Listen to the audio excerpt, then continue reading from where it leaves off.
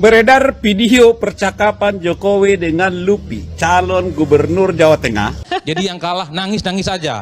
Jangan pura-pura bahagia. Nangis saja. Satu, silakan nangis. Lepaskan, Tiga, keluarkan ya Mas Adi.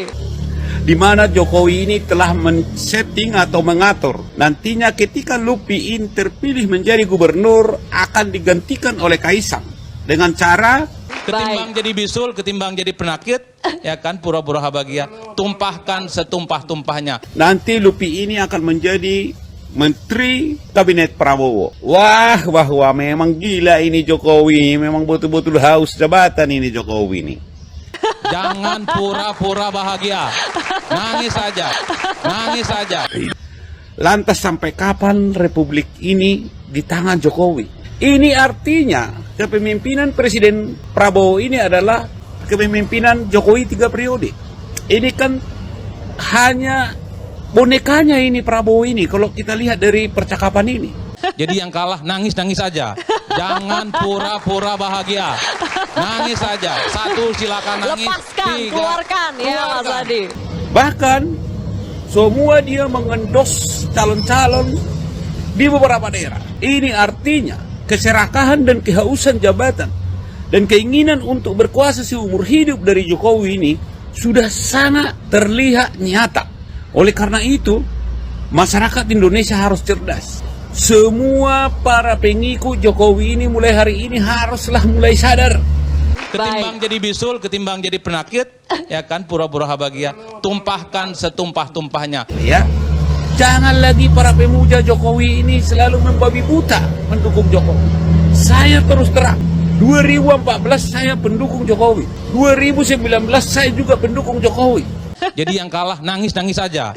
Jangan pura-pura bahagia. Nangis saja. Satu, silakan nangis. Lepaskan, Tiga, keluarkan ya Mas Adi. Boleh dicek semua jejak digitalnya bagaimana saya dulu berjuang untuk memenangkan Jokowi. Tetapi ketika saya lihat dia tidak lagi menghormati negara demokrasi, bahkan berani mengotak-atik aturan untuk memuluskan langkah anaknya. Mulai dari situ saya berpikir bahwa ternyata yang saya dukung ini bukan orang yang tepat. Oleh karena itu, jangan pura-pura bahagia. Nangis saja. Nangis saja. berhentilah para pemuja Jokowi untuk menghambakan Jokowi. Sekian dan terima kasih. Assalamualaikum warahmatullahi wabarakatuh. Tidak hanya politisinya, buzzernya pun ngamuk-ngamuk. Itulah yang dirasakan para pembenci Jokowi. Jagoannya kalah di sana-sini, di kandang sendiri. Akhirnya tetap saja tidak mengakui. Oke para pemirsa, kita lihat reaksi buzzer-buzzer yang benci Jokowi ini. Terima kasih Bu Khofifah untuk Jawa Timur, dan terima kasih untuk Pak Lutfi Jawa Tengah. Katanya resik-resik Jawa Timur, akhirnya resik tenan tau, sing resik iki yo PDI. PDI mulakno dadi wong aja sombong dhisik. Aja sombong dhisik. Jasane Khofifah lebih apik daripada Risma. Jane Risma ya apik. Pendukungnya sing apik karo Bu Risma apik ning mergo liwate saka PDI. Lah kuwi pendukungnya PDI sing kesusu kowar-kowar. terlalu sombong akhirnya akeh wong geting, ngono lho. Dan Bu Risma iki tenan memang apik akeh sing dukung. Ning mergo metune saka PDIP. Akhirnya diresiki. Resik-resik Jawa Timur sing diresiki PDI lah akhirnya ya apa ora. Mulakno dadi wong aja sombong-sombong. Ayo Jawa Tengah ya ngono. Mulakno aja kokan kowar-kowar. Engko kudu siap-siap ya. Khofifah curang. Bareng ngono ya ngono, Lutfi curang. Ngono ya. Kudu siap-siap karo iki siap-siap neh. Ya gawe acara demo. Demo ya kudune. Kuwi kudu dianengne demo neh. Kok ra isin ngono ya, obah demo. Obah omong curang. Iki lho sing milih rakyat. Ya sing nyekseni ya akeh sing milih rakyat. Aja obah omong curang. Curang taek apa? Ngerti ya kowe? Marai diarani wong lek dhewe kuwi brenggeh ora duwe kanca. Padha karo partai lek dhewe kuwi menangan. Lah kancane ngedoh kabeh. Mulane aja ngomong dhewe wani. Mergo ya kuwi brenggeh lek ngarani wong Jawa. Ngerti apa ora? Lah mulakno kudu sadar, rakyat kabeh kudu sadar. Ngono lho. Wong lek dhewean ra duwe kanca, kuwi jenenge ngerti ya. Wong serakah. Tapi lek bolone akeh, lah kuwi jenenge dulure ya akeh. Lek kowe paham, aja gur sakit ati ya Bastik. Lho, 02 curang. Kelo Mulyono, wong aja selalu ngibah, aja selalu sok ujon. Ngono lho. Kuwi jenenge wong iri-iri ya kowe kuwi lho. Sing rumasa gedeng karo Pak Jokowi, mulakno. Terus gedingen wong lak apik memang akeh musuhe, ngono lho. Sing musuhe kaya kowe lho. Sing ra ndek utek kowe lho. Oke, salam sehat, salam waras. Oke, merdeka menang. Aku cuman ingin mengatakan bahwa hatiku senang karena banteng telah tumbang. Di Jawa Tengah jika Andika Hendi kalah, biasa aja sih. Wong dikeroyok kayak gitu, dibantu oleh presiden, dibantu oleh aparat, oleh ASN, dibantu oleh bekas presiden, dibantu oleh wakil presiden, dibantu oleh logistik, bansos dan sebagainya. Ya memang lawannya berat. Tapi kalau menang, apa PDI-nya hebat? Bukan.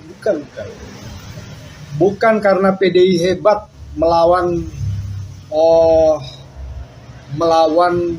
koalisi partai yang luar biasa itu, bukan. Karena rakyatnya rasional. Saya mau ditetapkan sebagai tersangka atas suatu peristiwa yang sebenarnya sangat-sangat. Mulai nih Pak Hasto ini mulai lagi dramanya ya. Pak Hasto gini ya Pak Hasto ya, saya membahas dari sisi hukum ya. Ketika orang memang akan ditetapkan jadi tersangka, itu pasti punya barang bukti yang valid Pak Hasto. Contoh Tom Lembong ya kan. Tom Lembong ketika mengajukan pra-peradilan kan ditolak. Artinya prosedur penetapan tersangkanya itu sudah benar gitu. Jadi ketika Pak Hasto nanti nih ditetapkan jadi tersangka, ya sudah Pak Hasto pakai jalur pra-peradilan gitu ya. Jadi supaya Pak Hasto ini bisa mengklaim bahwa penetapan tersangka Pak Hasto ini adalah cacat prosedur ya kan. Seperti Tom Lembong akhirnya ditolak pra-peradilannya. Artinya penetapan tersangka kepada Tom Lembong itu sudah benar gitu ya Pak Hasto ya. Jadi jangan seolah-olah Pak Hasto ini adalah sekjen dari partai yang memang berseberangan dengan atau tidak berkoalisi dengan presiden sekarang, seolah-olah Pak Hasto playing victim gitu ya, seolah-olah semuanya itu menjadi target gitu, dibuat-buat kasusnya, ya nggak mungkin lah Pak Hasto ya, karena gini, bedakan penegakan hukum dengan politik praktis ya kan, artinya Pak Hasto juga sebagai seorang sekjen partai besar, tidak boleh beranggapan seperti itu, karena apa? Itu akhirnya mencederai proses penegakan hukum gitu ya Pak Hasto ya. Jadi sudahilah drama-drama itu. Kalau memang Pak Hasto merasa benar, ya sudah Pak Hasto harus melakukan pra-peradilan gitu ya. Terus kalau emang Pak Hasto ternyata memang harus ditetapkan sebagai tersangka, ya sudah Pak Hasto harus terima. Silakan Pak Hasto memilih lawyer yang memang bisa mendampingi Pak Hasto gitu ya Pak Hasto ya. Salam waras. Jawa Tengah nih, Jawa Tengah. Waduh, Jawa Tengah. Begitulah. Kadang menang, kadang kalah. Enggak selamanya juga harus di atas ya kan. Ya, begitulah Jawa Tengah menuju cemas. Jadi orang Jawa Tengah itu lebih memilih orang yang lulusan tong sampah daripada orang yang lulusan Amerika.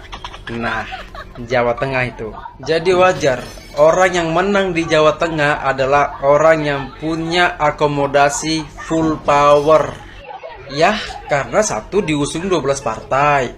Ya kan, plus presiden dan mantan presiden. Nah, secara materi orang itu udah jelas menang gitu secara materi ya. Salut sih sama Banteng, salut banget gua. Karena apa? Tanpa akomodasi yang full mereka bisa mencapai 40%. 40% hanya satu partai. Nah, bayangin 60 bagi 12, nah, berapa persen tuh suara-suara satu partai. Jadi gue salut sama PDI Perjuangan karena hanya satu partai mereka bisa mencapai 40% suara. 40% walaupun kalah. Setidaknya daya tahan juangnya itu loh masih perkasa. Mantap. Merdeka. Kader Banteng tetap semangat, jangan berkecil hati. Saya sebagai kader Banteng, saya terlibat langsung dan mengikuti langsung di 3 provinsi. Yang pertama adalah Provinsi Riau. Provinsi Riau, PDI Perjuangan bersama PKB, 2 partai saja. Ya.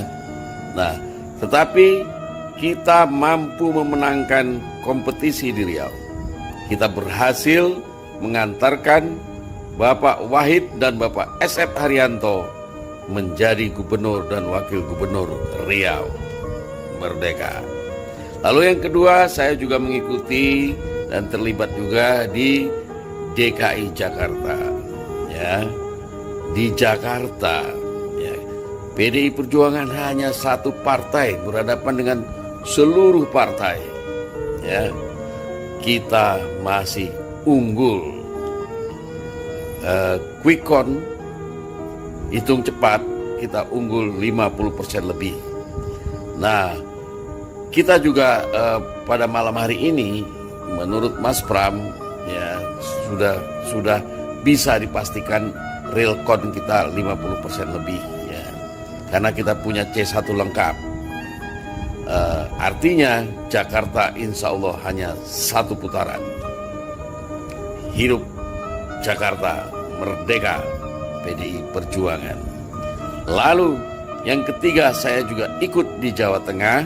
Ya, Jawa Tengah kita 41% menurut quick count ya. Nah, artinya apa? Jawa Tengah masih tetap menjadi kandang banteng. Karena kita hanya sendiri, PDI Perjuangan hanya sendiri. Dikeroyok semua partai, dikeroyok presiden, dikeroyok mantan presiden. Ya, tapi kita masih bisa di quick count ini 41%. Ya. Nah, ini luar biasa. Ya. Dan ini luar biasa. Jadi Jawa Tengah masih tetap menjadi kandang banteng. Dan ibu kota provinsi Jawa Tengah, saya ucapkan selamat Ibu Agustin Wilujeng, ya, yang berhasil menjadi wali kota, kader PDI Perjuangan Tulen, menjadi wali kota Semarang, ibu kota dari Jawa Tengah.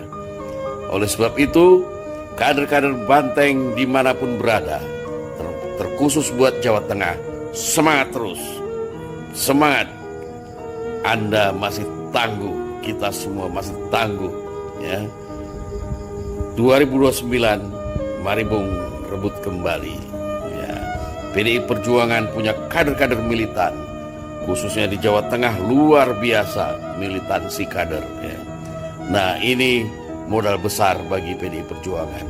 Lalu orang-orang yang ingin menenggelamkan Banteng, Banteng tidak akan pernah tenggelam. Insya Allah tidak akan pernah tenggelam. Banteng tetap kuat, tetap perkasa, tetap tangguh menjadi petarung sejati. Ya.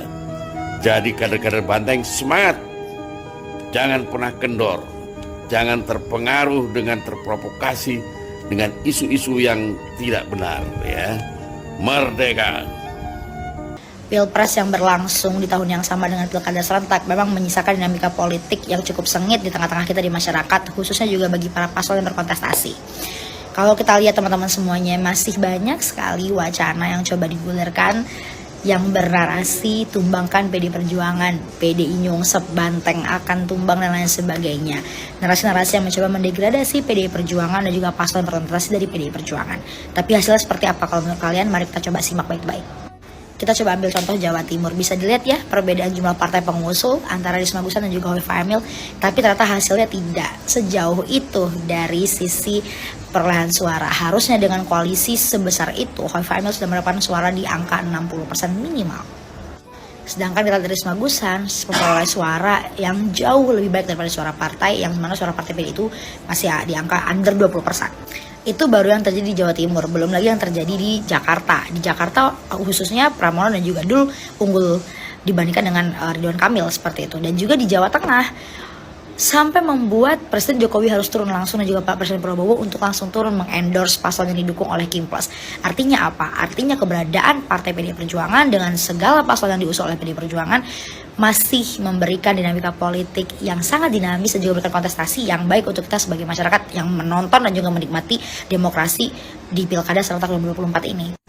Maka menurut saya kita perlu mengucapkan terima kasih kepada PDI Perjuangan karena telah menyuguhkan kontestasi politik yang dinamis dan tidak membiarkan kekuatan absolut terjadi di negara kita. Yang walaupun dimana peluang PDI Perjuangan akan kalah jauh lebih besar daripada peluang PDI Perjuangan akan menang, mereka tetap maju berkontestasi untuk menghadirkan dinamika politik yang baik untuk kita. Kalau menurut kalian gimana? Komen di bawah. Thank you. Belum.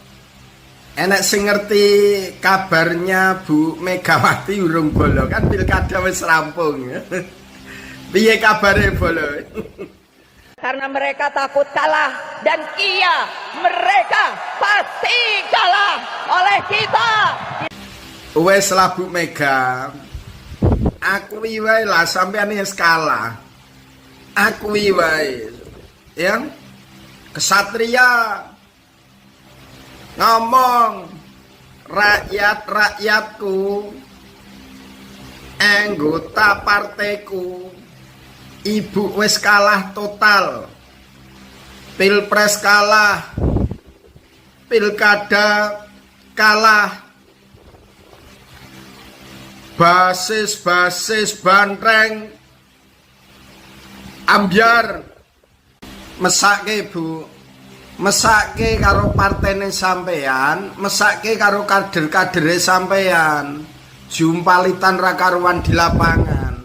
Tapi selama PDI Perjuangan isih enek sampean Bu, wis to, konstituen itu nggak respect lagi, yakinlah. Nggih, karena beda Bu, dunianya itu sudah beda, nggak kayak zaman ibu dulu. Sampean ini memang ngeyel tenan kok. Tak akoni ngeyel kok Bu. Coba Bu nggih, lihat hasil pilkada ini. Daerah-daerah provinsi yang menjadi basis PDI Perjuangan luluh lantak. Coba, ini tempat konstituen terbanyak, mata pilih terbanyak. Jawa Barat ludes, Jawa Tengah ambruk, Jawa Timur ambyar, bahkan Sumatera Utara identik dengan PDI Perjuangan pun berantakan.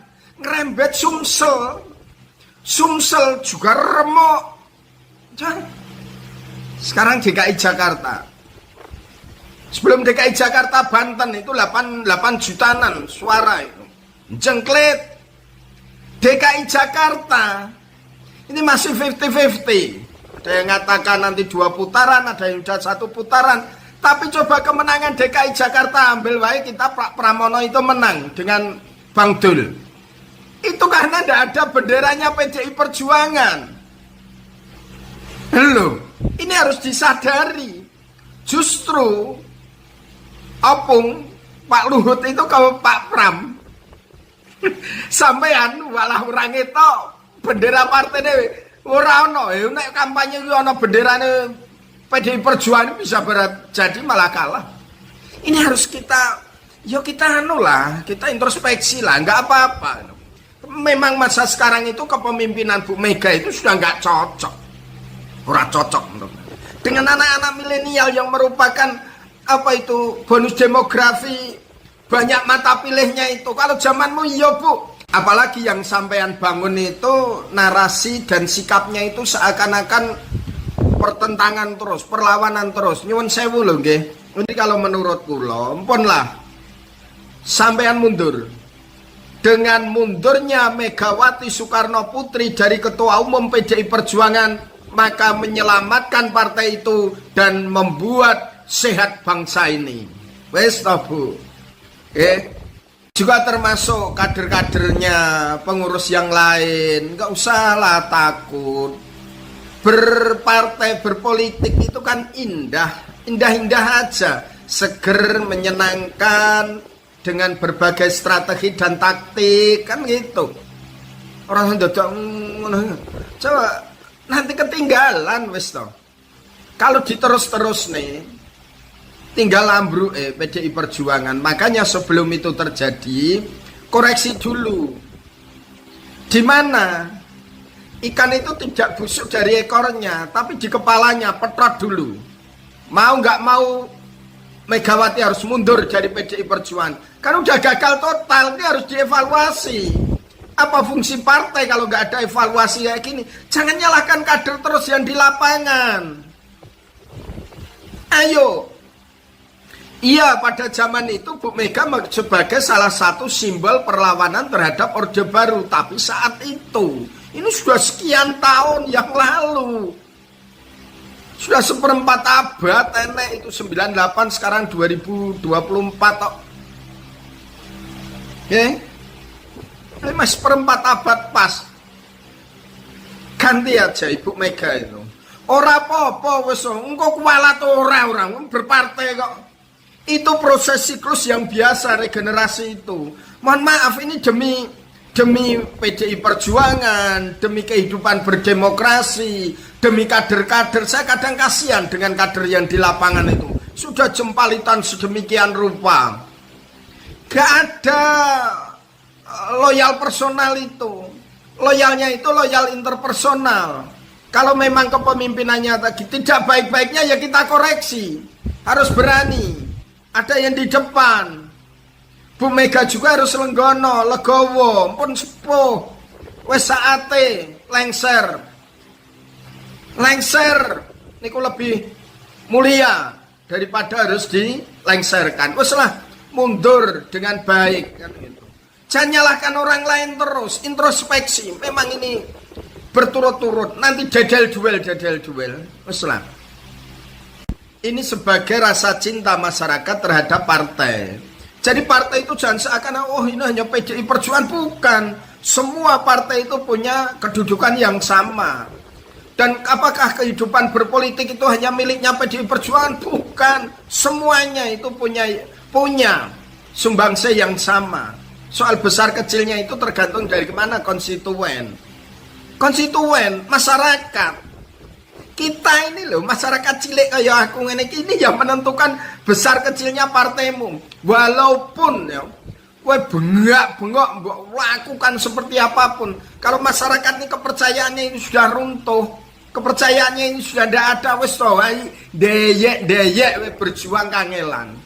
Maka lebih baik Ibu Mega dengan kesatria mundur dari PDI Perjuangan demi untuk kehidupan berpolitik di negeri ini, demi untuk sehatnya partai ini, dan demi menghargai kader-kader yang ada di lapangan. Wes, itu boleh ya.